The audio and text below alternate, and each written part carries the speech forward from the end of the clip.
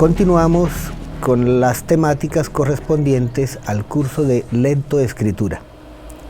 Habíamos quedado la vez anterior en el conocimiento de los discursos narrativos y descriptivos. En esta oportunidad miraremos el discurso expositivo y el discurso argumentativo. En el discurso expositivo habremos de mirar qué es una exposición. La exposición, su función básica es informar, pero antes de entrar en materia vamos a mirar cómo se informa, cómo se hace ese proceso para que llegue de manera correcta a nuestros interlocutores. Entonces, cuando vamos a hacer la exposición, debemos tener en cuenta algunas máximas. Esas máximas o postulados fueron propuestos por Paul Grace. Entre ellas tenemos la máxima de cantidad. Diga las cosas que tiene que decir en la medida justa. No alargue más, no achique más. Lo preciso. Tenemos la máxima de calidad. Lo que hay que decir que sea eficiente y pertinente. También tenemos la máxima de pertinencia. Diga lo que hay que decir, no le ponga más ni le quite.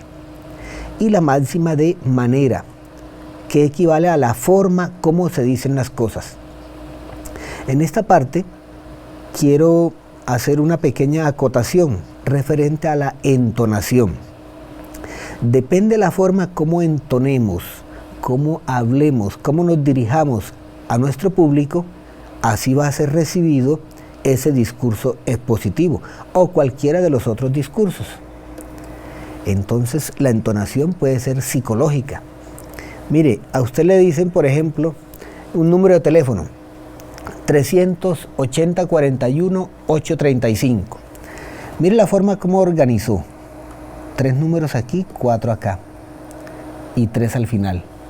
Pero a alguien le cambia esa organización psicológica, mental que usted tiene y le dice, no, el número es 300-804-1835. Un momentico, espere, se parece al número que yo tengo, termina en 35, inicia en 300, pero me lo repite por favor, ese no es el número. Simplemente, ¿qué se hizo? Hubo un cambio en la distribución. Hagan ustedes el ejercicio, busquen a personas y pregúnteles el número y luego usted se lo dice para verificarlo, pero cambiándole la forma como se organiza cada bloque de información. Tenemos también la entonación particular. Depende cada persona, cada hablante, esa entonación va a cambiar. Por ejemplo, es muy popular este estribillo. ¿Qué hubo, qué hubo, qué hubo, linda? Ese qué hubo más o menos se escribe así. Y al escribirlo y al pronunciarlo, pues nosotros decimos, ¿de dónde es esa persona? Casi que podemos identificar el lugar de procedencia de la persona cuando le escuchamos. Ahora escuchen este otro. ¿Qué hubo pues? Y de pronto le colocamos aquí la parte más regional todavía. ¿Qué hubo pues, mijo?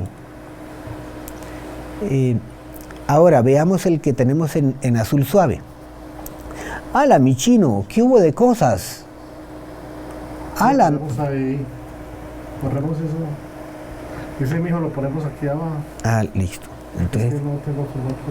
Sí, lo borro de aquí. Bueno,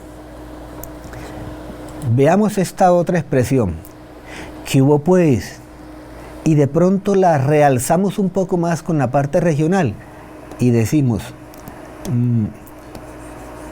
¿qué hubo pues, mijo? Y ya usted de una vez casi que identifica qué persona habló, o el origen o la procedencia, incluso el nivel de estudio. Y escuchen este otro. ¡Hala, mi chino! ¿Qué hubo de cosas? Y se queda uno pensando, un momentico, ese no es de por aquí cercano a nosotros. O ese es cercano a nosotros. Ese es de aquí de la esquina, ese es fulano. Y la familia es esta y esta y esta. De manera entonces que la entonación me va a servir para muchas cosas. Y cuando nosotros focalizamos, o sea, cuando nos referimos a un aspecto preciso, determinado de nuestro enunciado, tengo $1.000.000. Aquí lo importante es tener este millón. Repito, tengo $1.000.000. En cambio, para otra persona, lo importante puede referirse al tipo de moneda. Tengo $1.000.000. Fíjense entonces esa entonación. Tengo $1.000.000. Lo que vale es la moneda. O para otro puede ser no, lo que importa es que yo los tenga. Tengo $1.000.000. Y finalmente tenemos la entonación discursiva. De acuerdo al discurso, así va a ser la entonación. Ejemplo, encuentran el eslabón perdido. Da para pensar muchas cosas. Cuando usted escucha eso, esa parte así, de inmediato uno dice, bueno, ese es como el titular de un noticiero o el titular de la prensa. Porque no me están diciendo, ¿oíste, Pedro? ¿Cómo te parece? Encontraron el eslabón perdido. Es muy diferente esa entonación discursiva. ¿O qué tal esta otra? Última hora, atención, en una finca del municipio de Zaragoza encontraron 70 cajas repletas de oro. Pues imagine, desde que inicia me dice, preste mucha atención. Última hora, es lo más novedoso. Atención. De manera, entonces, mis estimados compañeros, que la entonación va a ser fundamental en el proceso de presentar una exposición.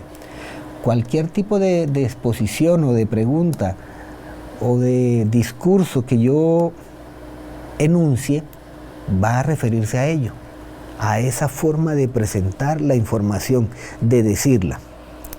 Entonces ahora sí vamos a retomar lo que tenemos pendiente, que es el discurso expositivo. ¿Qué es entonces una exposición? Sencillo. Una exposición es presentar ideas, transmitir conocimientos, informar a alguien, pero debe ser de manera comprensible, de manera clara, precisa. En el discurso expositivo, quien presenta el enunciado debe conocer el tema, y para ello se puede sustentar en enumeraciones, definiciones, comparaciones, y el receptor ha de estar muy atento. Entonces mire, dos condiciones aquí muy importantes. La primera, que el receptor esté atento, y la segunda es que quien está haciendo la exposición debe conocer el tema, y se va a basar en múltiples formas o estrategias.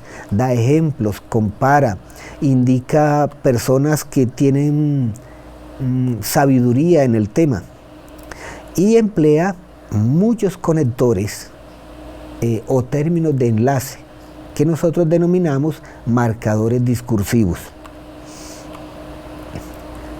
Los textos expositivos pueden ser ¿de qué tipo? Un manual.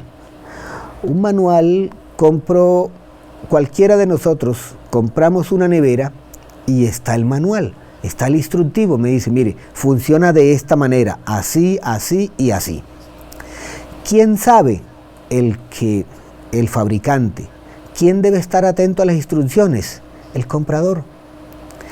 Normalmente nosotros no le prestamos mucha atención a los manuales. Amor, te compré la última nevera. Mire, tiene doble puerta, no hay que abrir la puerta para sacar el agua, no hay que abrirla para sacar los trocitos de hielo, tiene 1000 funciones. Conéctala. La conecta a la media hora, echó candela a la nevera. ¿Qué pasó? ¿Esta nevera salió mala? Vamos a mirar el manual. Déjela que el gas se organice, se busque su nivel durante 3 horas antes de conectarla. Ah, mija, no leímos el manual, no leímos el instructivo. Entonces los textos expositivos son importantes. Tenemos también los informes. Cualquier informe que se dé, el informe de nuestros hijos en el colegio, un informe académico, un informe de salud, los libros didácticos son textos expositivos. Las conferencias, con mucha mayor razón. Los noticieros, se expone, se dice, se informa. La clase de un docente a sus discípulos. Debemos diferenciar entonces entre un hecho, una opinión y una exposición. ¿Cómo hacemos esta diferenciación? Quien expone se supone que es el que sabe. Quien presenta una opinión manifiesta, pues no estoy de acuerdo con lo que tú dices, hombre. A mí me parece esta otra situación. Y un hecho es lo que ha ocurrido realmente. Eso no tiene discusión. Ahora, la manera como cada uno interpreta esos hechos, eso sí va a ser diferenciador. Bien, ¿cuáles son los pasos que debemos seguir entonces para presentar una exposición? Miren, deben ser pasos fluidos. Lo primero es la presentación del expositor. No es como tan agradable que se inicie la exposición y usted no sepa, bueno, quién está haciendo la exposición, de qué tema va a hablar. Ahora, si es ante un público y alguien llegó después de la presentación del expositor, él no tiene que estarse devolviendo a cada rato. Miren, mi nombre es fulano de tal y voy a hablar de esto. Ya eso lo dijo para los que estaban allí presentes. En la exposición se debe llevar un orden lógico del contenido, no estar saltando de una parte a otra. Se concluye, se hace una especie de resumen cuando está a punto de finalizar la exposición. Y hay que dejar un espacio para resolver las dudas, las preguntas de nuestro público.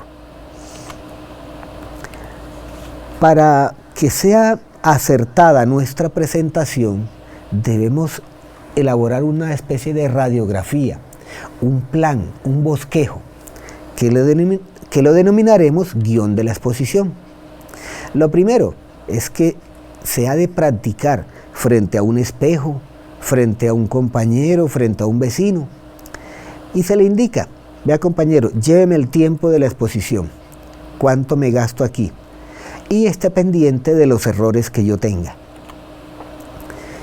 Ese ensayo va a detectar la velocidad del habla, la entonación, el conocimiento, la dicción apropiada, el volumen de la voz, el tipo de gestos que se emplean. Ya sabemos que pueden ser kinésicos o proxémicos. Verificar el tiempo para ver si estoy bien o no. Y la exposición debe apuntar directamente a definir, a contestar, negar, arguir, atestiguar, definir. La exposición no es para que la persona diga sí o no. La exposición es para que nosotros la verifiquemos, digamos las cosas con energía, con certeza. ¿Qué es entonces una exposición? Es la presentación de un tema ante un público cualquiera.